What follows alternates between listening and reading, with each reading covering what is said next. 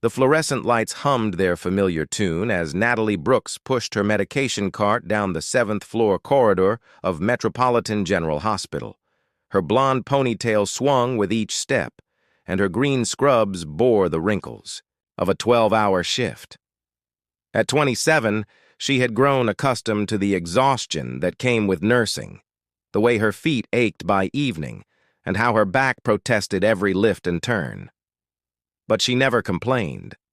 This job paid the bills, covered her student loans, and kept food on the table for her grandmother Ruth and her 5-year-old son Oliver. Tonight felt different, though. The head nurse had handed her a sealed envelope marked urgent, with instructions to deliver it personally to the executive suite on the 20th floor. Natalie's stomach twisted. She avoided the upper floors where administrators and executives worked. Those polished hallways with their expensive artwork and hushed conversations belonged to a world she had left behind 6 years ago. The 20th floor. The elevator ride felt eternal. Natalie clutched the envelope against her chest, watching the numbers climb. 15, 16, 17. Her reflection stared back from the metallic doors, showing tired eyes and lips pressed into a thin line. She thought of Oliver waiting, at home with Ruth, probably already asleep with his favorite dinosaur tucked under one arm. She thought of the bills stacked on her kitchen counter, the overdue notice from the electric company, and the medication her grandmother needed that insurance refused to cover. The doors opened with a soft chime.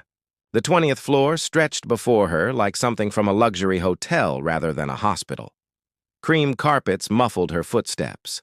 Abstract paintings decorated walls painted in soothing grays and blues. Soft music played from hidden speakers. The reception desk sat empty, a single lamp casting warm light across its polished surface. Following the signs, Natalie walked past closed office doors, each bearing a nameplate in elegant script. She followed the corridor until she found the corner suite. The door stood slightly ajar, golden light spilling into the hallway. No nameplate yet, just a temporary paper sign reading Executive Director. She knocked twice, her knuckles barely making a sound against the heavy wood. No answer came. She knocked again, louder this time. Still nothing. The silence pressed around her. She checked her watch. 9:45. Maybe whoever worked here had gone home, but the head nurse had insisted this was urgent, something about tomorrow morning's board meeting.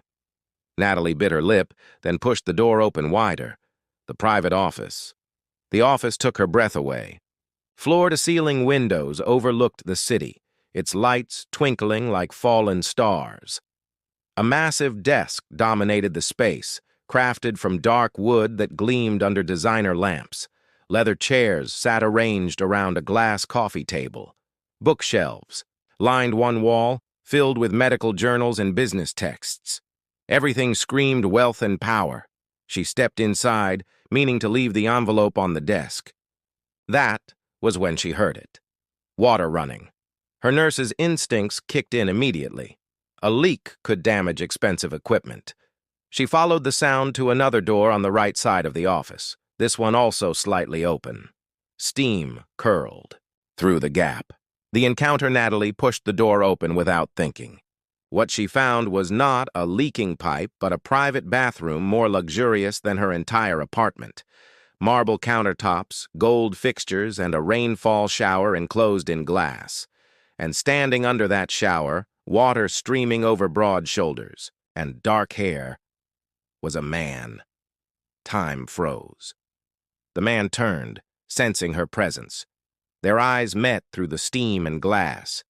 Natalie's breath caught in her throat. Those eyes. Deep brown, intelligent, intense. She knew those eyes. Had once looked into them with love. Had watched them crinkle at the corners when he laughed. Had seen them fill with tears the night they said goodbye. Sebastian Hayes. Her Sebastian.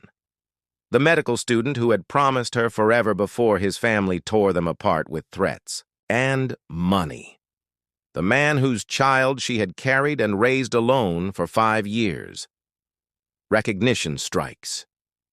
He stared at her, shock evident on his handsome face, even through the glass and steam. His hand reached for a towel hanging nearby. His lips formed her name, a question and a statement at once. Natalie? The envelope slipped from her fingers, falling to the marble floor with a soft thud. Her heart hammered against her ribs. This could not be happening. Sebastian was supposed to be in New York, running his family's pharmaceutical empire. He was supposed to be engaged to some socialite, living a life she could never touch. He was not supposed to be here, in her hospital, standing before her after 6 years of silence. Flight response.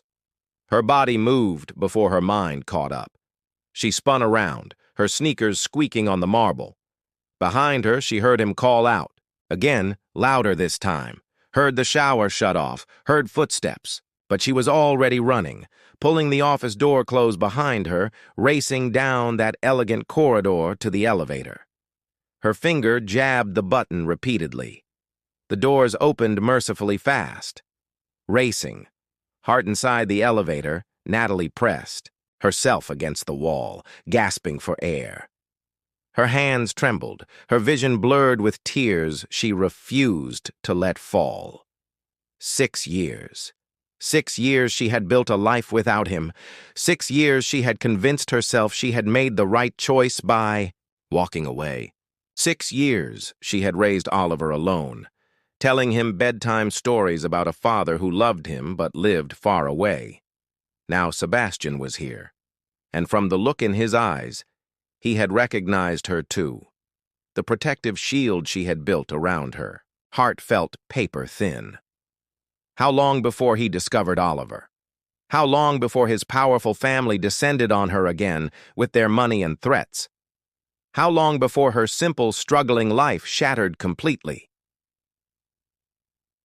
Return to reality, the elevator. Doors opened on the 7th floor. Natalie stepped out on shaking legs. Around her, the hospital continued its normal rhythm. Monitors beeped. Staff chatted at the nurse's station. A patient's call light blinked insistently. She took a deep breath, smoothed her scrubs, and returned to her cart. But nothing felt normal anymore. Sebastian Hayes had returned to her life, and this time she had nowhere left to run. Natalie barely slept that night. She lay in her small bedroom, staring at the ceiling while moonlight filtered through thin curtains. Down the hall, Oliver slept peacefully, unaware that his world might soon change forever. Ruth snored softly. In the room next door, her breathing raspy from the illness that never seemed to improve. Natalie's mind replayed that moment in the bathroom over and over.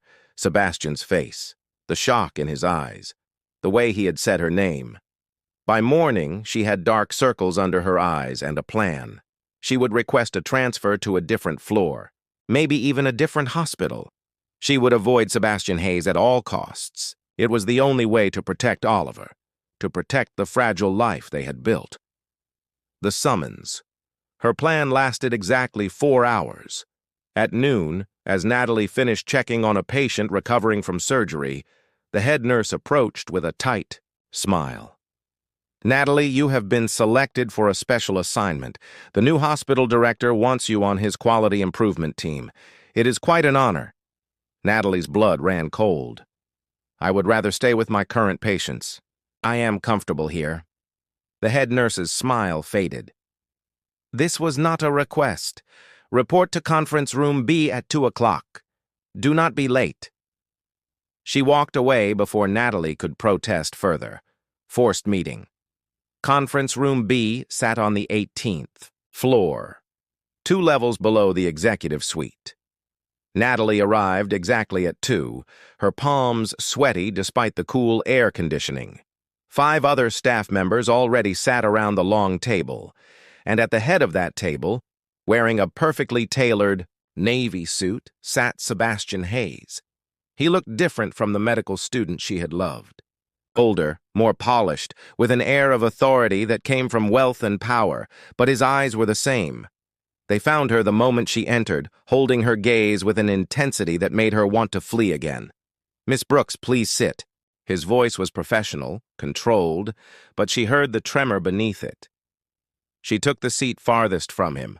The Project Sebastian outlined his vision for improving patient care. He spoke about data collection, quality metrics, and innovation. His words were intelligent and passionate. This was still the man who had once dreamed of changing medicine, of helping people. That part had not changed, but Natalie barely heard him. She focused on the notepad in front of her, pretending to take notes while her heart raced. When he assigned tasks, he gave her patient satisfaction surveys. "Miss Brooks, I would like you to coordinate with families directly. You have excellent bedside manner." How would he know that? Had he been watching her? Asking about her? Jessica's wisdom that evening. Natalie collapsed on her worn sofa next to her roommate and best friend, Jessica Torres. Jessica worked as a teacher and had known Natalie since college. She was the only person besides Ruth who knew about Oliver's father. "He is back," Natalie whispered. "Sebastian is the new hospital director." Jessica's dark eyes widened. "The Sebastian? Oliver's father?" "He saw me. He recognized me. Now he put me on some special team so he can keep me close." Natalie buried her face in her hands. "What am I going to do?" Jessica squeezed her shoulder. "You tell him the truth. He deserves to know about Oliver." "His family paid me to disappear, Jessica. They gave me $50,000 and told me if I ever contacted him again, they would destroy me. They have lawyers, money, power. What do I have?" "You have the truth," Jessica said firmly, "and you have a son who asks about his father every single day." Oliver's questions, as if summoned by their conversation, Oliver padded into the living room in his dinosaur pajamas. His dark hair stuck up in all directions, and he rubbed his eyes sleepily. "Mama, I had a dream about my daddy." Natalie's heart broke a little. She pulled him onto her lap. "What did you dream, sweetie?" "He was tall and had brown eyes like me, and he smiled really big when he saw me." Oliver looked up at her with those eyes that were so achingly like Sebastian's. "When will I meet him for real?" "Soon, baby. I promise." The lie tasted bitter on her tongue. The charity event. 2 days later, the hospital held its annual charity gala in the main lobby. Local businesses donated, and the event raised money for patients who could not afford treatment. Staff were encouraged to attend, and Natalie had planned to skip it. But Ruth insisted she needed to get out, and Jessica offered to watch Oliver. Natalie wore a simple black dress from a thrift store and kept to the edges of the crowd. She watched Sebastian work the room, shaking hands with donors, his smile charming and practiced. Beside him stood a woman who made Natalie feel invisible by comparison. Tall, elegant, with platinum blonde hair and a dress that probably cost more than Natalie's car. Victoria Sterling, according to the whispers around her. Sebastian's fiancée. The photographed Natalie was studying the refreshment table when she felt someone beside her. Sebastian stood so close she could smell his cologne, expensive and familiar at the same time. "You have been avoiding me," he said, quietly. "I have been working." "Natalie, we need to talk. About what happened. About why you left." "There is nothing to discuss. That was a long time ago." She moved to walk away, but her purse strap caught on the table edge. The contents spilled across the floor: lipstick, keys, tissues, and her wallet, which fell open to reveal the photo she kept in the clear sleeve. Oliver smiled up from that photo, gap-toothed and joyful, his dark hair and brown eyes unmistakable. The realization Sebastian bent to help her gather her things. His hand froze over the wallet. He picked it up slowly, staring at the photograph. Natalie watched the color drain from his face, watched his jaw tighten, watched understanding dawn in. Those intelligent eyes, how old is he? His voice came out rough, barely controlled. Natalie snatched the wallet back. That is none of your business. How old, Natalie? He grabbed her wrist, not hard, but firm enough to stop her from leaving. People were starting to stare. 5, she whispered. He just turned 5. The confrontation Sebastian did the math in his head. She saw the moment it clicked. The anger, the hurt, the betrayal that flashed across his face. You have a son. My son. And you never told me? Your mother paid me to disappear. She made it very clear what would happen if I contacted you. My mother. His voice rose slightly. Victoria was moving toward them now, concern on her perfect face. You let my mother decide this? You took my child and vanished? I was 21, broke and terrified, Natalie hissed. Your family threatened me. What was I supposed to do? You were supposed to trust me. The pain in his eyes cut deeper than any anger could. I loved you. The storm begins. Victoria reached them, her hand possessive on Sebastian's arm. Darling, is everything all right? Sebastian did not look at her. His eyes stayed locked on Natalie.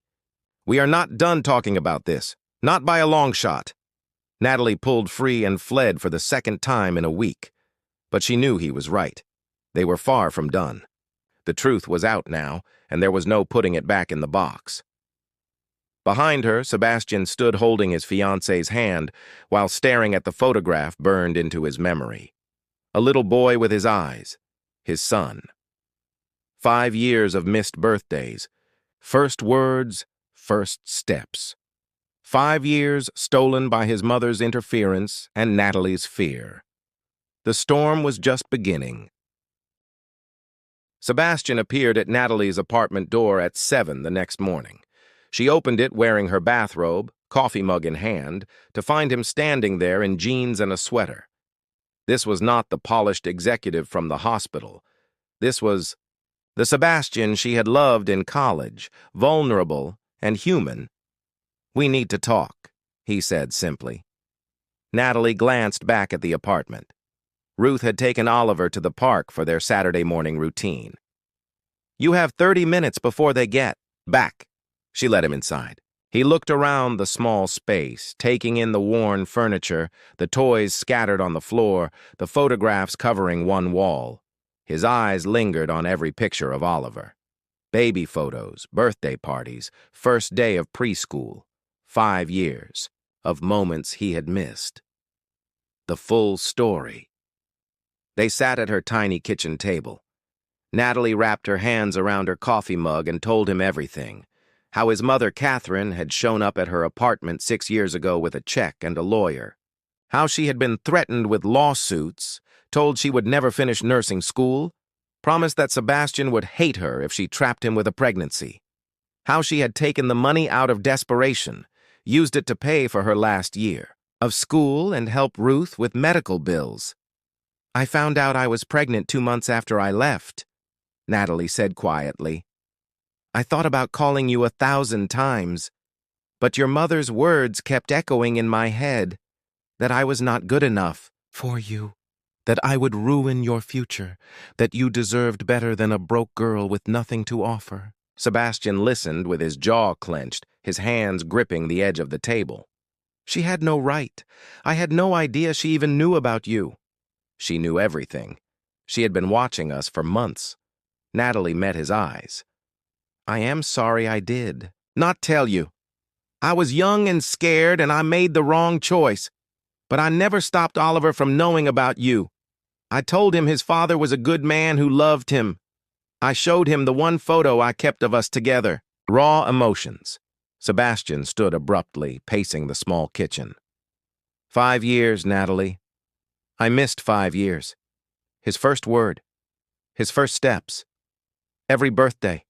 Every milestone. His voice cracked. I have a son I have never held. Do you understand what that feels like? I understand what it feels like to raise him alone, Natalie shot back. To work double shifts so I could afford diapers. to stay up all night when he had fever and I could not afford a doctor, to explain why he did not have a daddy when all his friends did. They stared at each other, years of pain and resentment filling the space between them. Then Sebastian's shoulders sagged. I am not angry at you. I am angry at the situation, at my mother, at the time we lost. He sat back down heavily. I want to meet him. Today. Now. Meeting his son Ruth and Oliver returned an hour later. Natalie had called Ruth to prepare her, but nothing could prepare Oliver. The little boy burst through the door with leaves in his hair and dirt on his knees, chattering about the squirrels in the park. He stopped short when he saw Sebastian sitting on the sofa. Oliver? Natalie knelt beside her son, her voice gentle. Remember how I told you about your daddy? This is him. This is Sebastian. Oliver's brown eyes went wide. He looked at Sebastian, then at Natalie, then back at Sebastian. You are my daddy? My real daddy? Sebastian slid off the sofa to kneel at Oliver's level. Natalie saw tears in his eyes. Yes, I am your dad, and I am so happy to meet you. Oliver tilted his head, studying Sebastian's face with the serious expression he got when thinking hard. Then he smiled, that gap-toothed grin that lit up his whole face. You have eyes like me. I do. Sebastian's voice was thick with emotion. And you have your mother's beautiful smile. Oliver threw his arms around Sebastian's neck without hesitation. Sebastian caught him, holding his son for the first time, and broke down completely. He buried his face in Oliver's hair and cried while Natalie and Ruth wiped their own tears.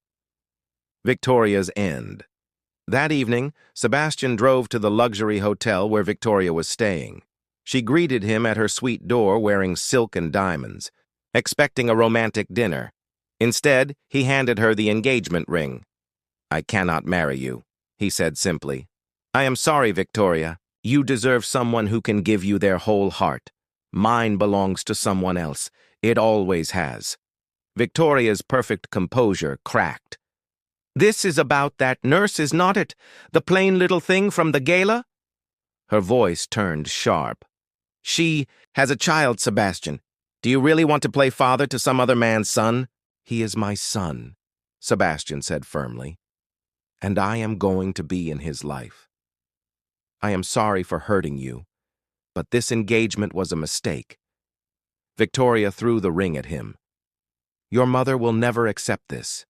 She will destroy that girl. She can try. Sebastian picked up the ring and walked away, feeling lighter than he had in years. Catherine's Catherine Hayes arrived at the hospital 3 days later like a winter storm. She swept into Sebastian's office without knocking, her designer. Suit crisp, her expression ice cold. I heard you broke your engagement because of some nurse with a child, she said without preamble. Have you lost your mind? That child is your grandson, Sebastian replied calmly. His name is Oliver, and he is 5 years old. Natalie tried to tell me 6 years ago, but you paid her to leave. Catherine did not even flinch. I did what was necessary to protect your future. That girl was using you for money. She used the money you gave her to finish school and help her sick grandmother. She never asked me for anything. Sebastian stood. You stole 5 years from me, Mother. 5 years with my son. I can make her disappear again, Catherine said coldly. One phone call to my lawyers. Try it. Sebastian's voice turned to steel. And I will cut you out of my life completely. No grandson, no son, nothing. Your choice. Standing together, Catherine showed up at Natalie's apartment that night, but this time Sebastian stood beside Natalie. Ruth watched Oliver in the bedroom while they faced her together. I am here to offer you $2 million, Catherine told Natalie, pulling out a check. Take it and move across the country. Let Sebastian rebuild his life properly. Before Natalie could respond, Sebastian took the check and tore it into pieces. My life is here, with Natalie and Oliver. If you cannot accept that, then we are done. Catherine stared at her son, then at Natalie. For the first time, uncertainty flickered across her face. "Sebastian, be reasonable." "I am being reasonable. I am choosing my family." He took Natalie's hand. "The family I should have had 6 years ago." Catherine left without another word. They both knew she would be back, but they had won this round. Healing together over the following weeks, Sebastian became a constant presence in Oliver's life. He picked him up from preschool, attended parent meetings, and learned everything about his son. He set up a trust fund for Oliver's education and paid off all of Ruth's medical bills. But more than the money, he gave time. He and Natalie talked for hours, working through the hurt and rebuilding trust. They went slowly, dating properly this time, getting to know each other as the adults they had become. Sebastian was more serious, now shaped by business pressures and family expectations. Natalie was stronger, tempered by single motherhood and struggle. But the love was still there, buried under years of pain, but still alive. The proposal. 3 months after that first encounter in his office, Sebastian took Natalie and Oliver to the botanical gardens where he and Natalie had shared their first kiss years ago. Oliver ran ahead, chasing butterflies while they walked hand in hand. "I have been thinking about second chances," Sebastian said. "About how rare they are, how precious." He stopped walking and pulled a small box from his pocket. Natalie's breath caught. Oliver came running back, sensing something important. Sebastian knelt on one knee, looking between Natalie and Oliver. "Natalie Brooks, I loved you when we were young. I love you now, and I want to spend the rest of my life proving it. Will you marry me? Will you let me be the husband and father I should have been all along?" Natalie was crying, nodding before she could speak. "Yes, yes, of course, yes." Oliver jumped up and down. "Does this mean Sebastian is staying forever?" "Forever," Sebastian promised, slipping the ring onto Natalie's finger before pulling both of them into his arms. 1 year later, the wedding took place in a small church filled with flowers and family. Ruth sat in the front row, healthy now thanks to the specialized treatment Sebastian had arranged. Jessica stood as maid of honor. Even Catherine attended, still distant, but making an effort for her grandson's sake. But the star of the show was Oliver, wearing a tiny suit and carrying the rings on a satin pillow. He took his job seriously, walking down the aisle with measured steps.